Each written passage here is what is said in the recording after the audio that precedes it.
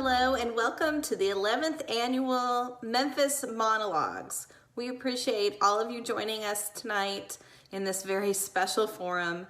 Normally we have our presenters surrounded by love and support, and even though we're not all in the same room, I know across the state we are sending the same kind of support to these brave women who are about to share these very intimate stories.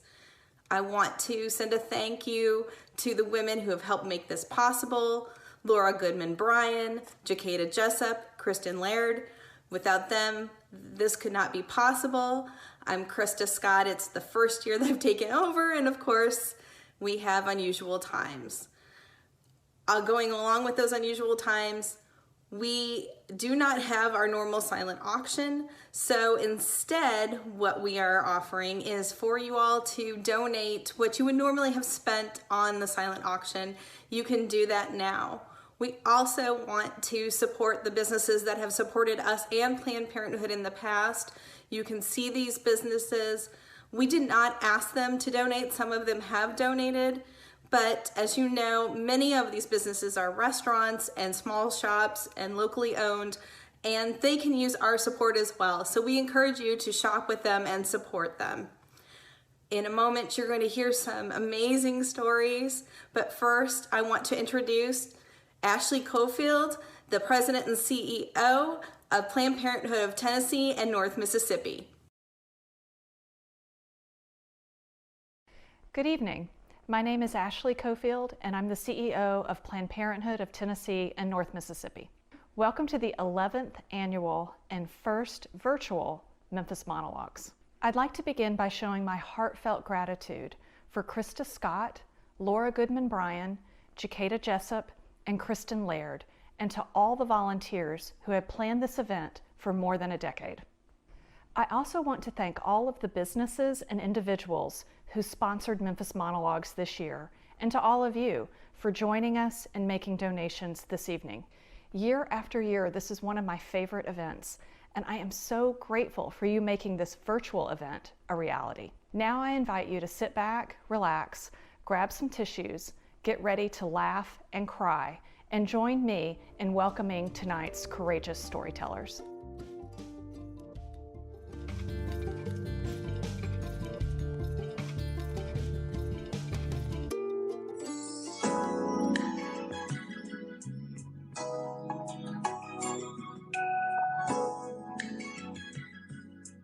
There's a story of a young woman whose mother told her, "You better not never tell nobody but God."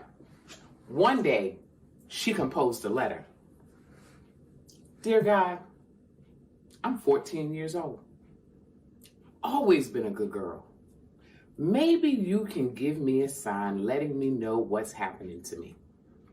Last spring, after little Lucius came home, I heard them fussing. He was pulling on her arm. She say, 'It's too soon, Fonzo. I ain't well.' Finally, he leave her alone. A week go by. He pulling her arm again. She say, 'Nah, I ain't gonna. Can't you see I'm already half dead? And all these children.' She went to visit her sister doctor over in Macon, left me to see after the others. He'd never had a kind word to say to me. Just say, 'You're gonna do what your mammy wouldn't do.' Then he grabbed me. When that hurt, I cried. He started to choke me, saying, 'You better shut up and get used to it.' But I never get used to it. And now I feel sick all the time. I be the one to cook. My mama, she fuss at me and look at me. She happy, 'cause he good to her now." In another context, at another time, another letter was written. "Dear God, I'm 52 years old. I've made some mistakes, but I've tried to be a good girl. Maybe you can give me a sign letting me know what's happening to me. The first time I was in this type of marriage filled with rage and pain, I thought it was because I made bad choices and married a man who emulated his father, which resulted in my bruises. I choose to do whatever he wanted, good or bad. Because, why? That was supposed to make him happy. When he became frustrated, I became his punching bag. My response was to become skilled in putting on my mask, covering up the bruises. This time it was supposed to be different. A different husband, but the same results. I decided to go to seminary and was told he should go too. Why? Because this will help him understand what I'm going to go through over the next 3 years. Okay, I put on my mask again and I helped him get into seminary with me. First, he was happy to go to seminary. And then he started demeaning me when his grades were not as high as mine. Those grades are given to you. You can't be smarter than me. When ministry opportunities came, his response was, your first priority is home. And if my needs aren't met first, you won't be meeting anyone else's needs. His only kind words came in the presence of others and when he wanted something from me. When I couldn't fix his problems to his satisfaction, I was taken back to the first time. The first time I was abused. The first time I was told I was less than. The first time I put on the mask. These are 2 letters written to God, almost 100 years apart. 2 different women. Celie from The Color Purple and me, Regina Clarke. 2 different generations, same issue. Faced with a lifeless predicament. This morning, like many days before today, along with so many other women in the world, I got up, washed my face. Like the other women, we brush our teeth, we get dressed, and we put on the mask. A mask, you're asking me, what is that? It's the mask that we put on to ensure that what people see from the outside in no way contradicts our spoken status of being blessed and highly favored. The mask we wear to cover up those few extra pounds that we've been unable to get rid of. The mask we as women are required to wear as we strive to successfully manage the multiple roles society requires us to fulfill. The mask we wear to cover up the hurt that we have endured as we experience the pain and disappointment of dreams that have been dashed. Whether it covers up the wrinkles that are reflective of the stress that we experience as we constantly work to be the nurturers that God has created us to be. Too often, we go throughout our days, weeks, and months, and lives saying we're okay. But underneath those smiles, the laughter, and the I'm doing just fine, is a woman experiencing hurt and who may even feel helpless. So my question to you is, what do you do when you find yourself in a lifeless predicament? Now, everyone may not be able to identify the depth of the similarities between Celie and myself. You may not understand the need to project an identity different from that one that's deep inside. You may not recognize the emotional, mental, and or spiritual trauma experienced by those that you see every day or even every week. If you spend less than 5 minutes watching the news, or if when you're in the store you pick up a copy of the Commercial Appeal or the Memphis Flyer, you will see stories of people hurting. Hurt by violence, hurt by health issues, hurt by life, and hurt by death. There are women who are watching today who are desperately hurting and trying to cover it up with a brave face. Some have old wounds that just won't heal. Others have fresh wounds that are still raw. Wounds from being a single mother trying to make it work. wounds from marriages going through rough waters, or even marriages that have fallen apart. Wounds from being a mother who has been left wondering, where did they go wrong when they were raising their child who is now out wandering, while wondering, when will they finally come home? Wounds from children trying to navigate the muddy waters of childhood as they move into adulthood, all in the midst of pressures from within the home and from outside. Wounds from witnessing family members trying to escape their hurt by losing themselves in alcohol, drugs, gambling, or even shopping binges, all just creating even more problems. Wounds from being part of a family who has lost a child, a sibling, or a parent, all while trying to keep their head above water. At some point in most of our lives, we feel helpless and hopeless. What was once alive in our lives has been declared dead. Those dreams, those passions, that hope, that help have all been declared dead or dying, and the funeral has begun. The mourners have arrived to celebrate the life of what has now been declared dead. But today I want you to know the coroner's report is under review. Now, I don't know how many of you are like me, but I love watching shows like Law and Order, Rizzoli and Isles, NCIS, and CSI, all of the different ones that they have. Many of those episodes open with the discovery of a crime scene, and what shows up? The coroner's van. After a cursory examination of the body and the surrounding scene, the coroner declares a preliminary cause of death. But there are times when circumstances and situations cause the coroner's report to be placed under review. There are times in our lives when the doors on our hopes and dreams have been shut and all hope is lost.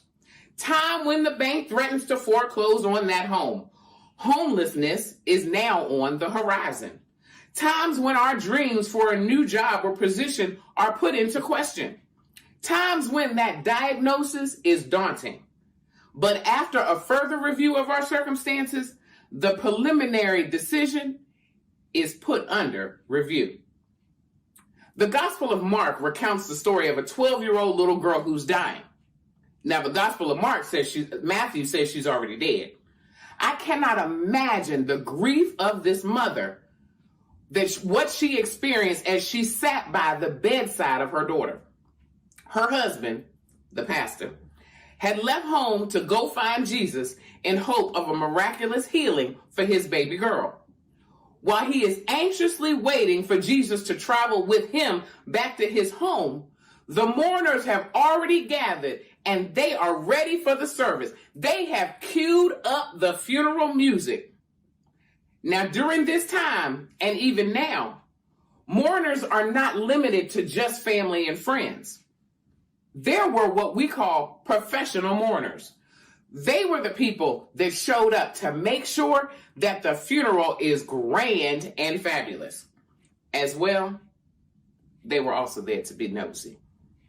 When the crowds arrived, or as it is today, when they logged into Zoom, they started the funeral and they preempted the execution of Jairus' faith. When Jairus, the pastor, they started the funeral and they preempted the execution of Jairus' faith. When Jairus, the pastor, approached Jesus and pleaded for his help, Jesus told him, "Be not afraid, only believe." People around Jairus laughed. Why? Because what they saw through their own natural eyes differed from what Jesus saw. You see, a new job with full health care benefits and a salary that not only allows you to pay all your bills, but it allows you to fill your refrigerator and your cabinets with more than ramen or oodles and noodles, and you still got money left over. Others see your current position as the best you can do. You see a life of retirement that allows you to travel and enjoy your family both near and far. Others laugh at your pie in the sky dreams. Jairus' faith is evidenced by his insistence that Jesus come to his house and see his daughter despite the coroner's preliminary report. The coroner said she was dead. Jesus said, I got this. If we are not careful, people will prematurely declare your prayers dead, especially when the answers don't fit their timeline and their tradition. Their attempt to preempt the promise of faith. Life events may happen and detour us from our predetermined path of success, which causes us to consider those goals to be dead. Tradition will disqualify a high school dropout from becoming the CEO of a major corporation. Tradition will disqualify a teenage mother from earning 2 master's degrees simultaneously and embarking on the pursuit of a doctorate degree, all while going through menopause. Tradition will disqualify a convicted felon and rule them ineligible for a second or even third chance. Tradition will disqualify a domestic violence or sexual assault victim from ever experiencing true love again. Sometimes you have to dismiss the tradition and choose faith. Why? Because faith will allow you to believe that the impossible is possible.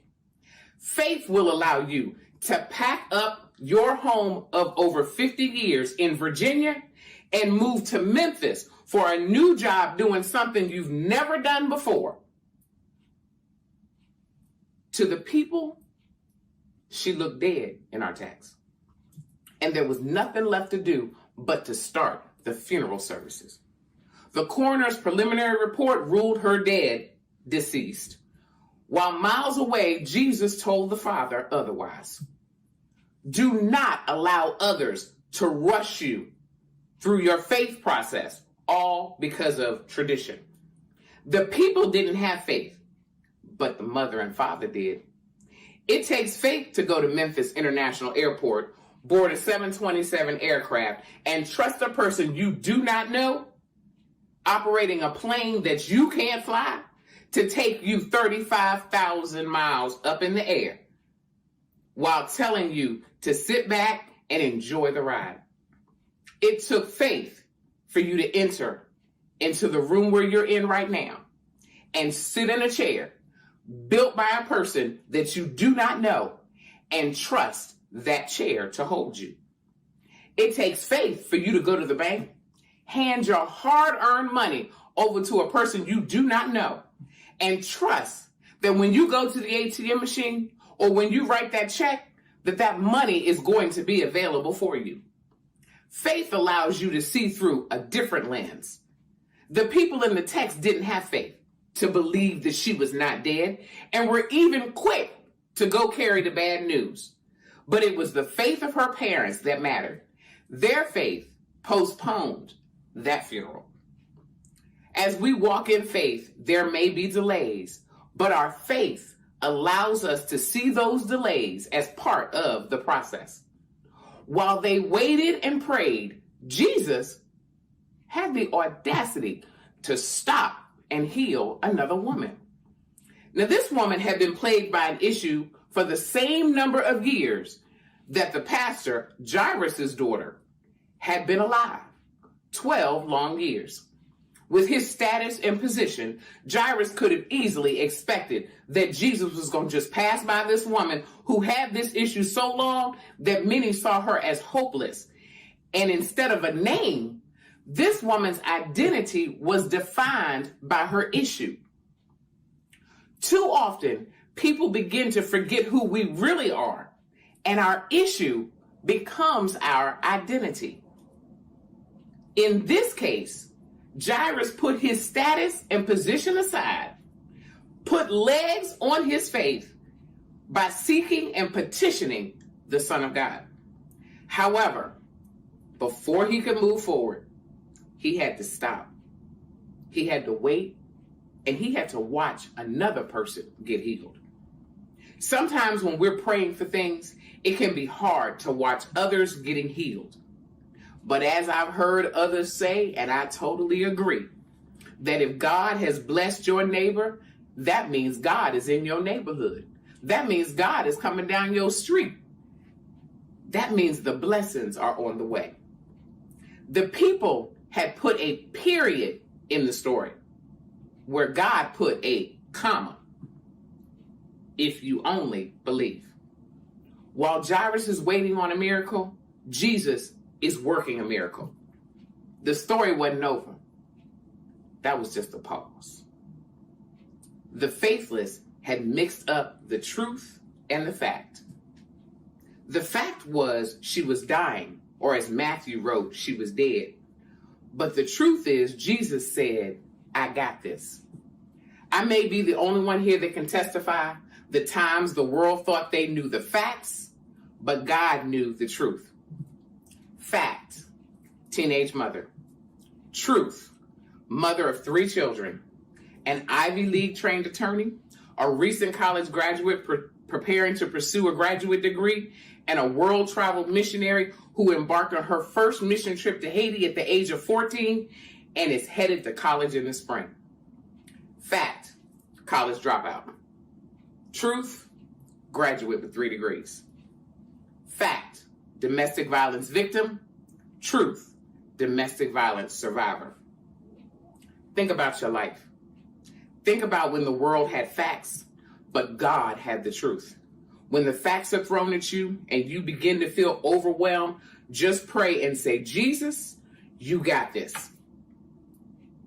Now for a moment, let's go back to our text. Before Jesus could go into the room, he first had to do some house cleaning. Now, I'm not saying that he said they had to sweep and vacuum and mop and all of those other things. The beds didn't have to be made. But he needed the faithless in the room to be removed. Jesus limited those that were going to witness his work only to those with a tested faith. As we move forward in faith, we must be careful who we allow in our personal space. Everybody who's with you physically is not with you. Dead things and dead people in your life will stay dead until you clear the room. Some people and things in our lives must be let go so that we can actually live. So that we can go from being survivors to victors. The difference being a victor at the end of the day can stand up and celebrate what they've gone through and what the process is. Please understand that those people that God puts around you, yes, loyalty is important, but a choice has to be made. The question is, do you want to remain dead or do you want to experience a resurrection? Do you want to stand up and come back to life? The resurrection of your health, the resurrection of your hope, the resurrection of your hallelujah. Not only did Jesus say she was not dead, he proved it. As I like to say, you can show me better than you can tell me. After taking the little girl by the hand, first he called her Talita, which is a term of endearment similar to honey or sweetheart. Literally, it means little girl. Next, he says cum arise, which means arise. Jesus didn't say be resurrected or come back to life. He told her, get up. What do you say when you go into the bedroom of your child or another person who's sleeping in your house? Do you say, come on, resurrect? Or do you say, look, it's time for you to wake up?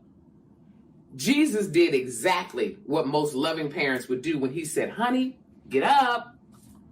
Today, Jesus is reaching out to each of us and telling us to get up. He's telling us to arise. Sometimes we have to be reminded that opening our eyes and getting up is all we need to change the report. The report you received is not all that it appears to be. Now that's the good news right there. The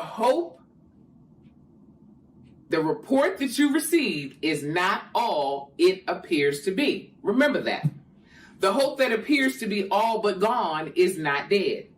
The only way for us to change the report on our life is to believe. Believe that the coroner's report is under review. If only you believe. The coroner's report is under review. So my question is, are you ready to take your issues to God and let Jesus speak life into your situation? Leaving behind nights of terror and fear, I rise. Into a daybreak that's wondrously clear, I rise. Bringing the gifts that my ancestors gave, I am the dream and the hope of the slave. I rise, I rise, I rise. Little girl, arise. Honey, arise. My sisters, arise. My brothers, arise. Because the coroner's report is under review.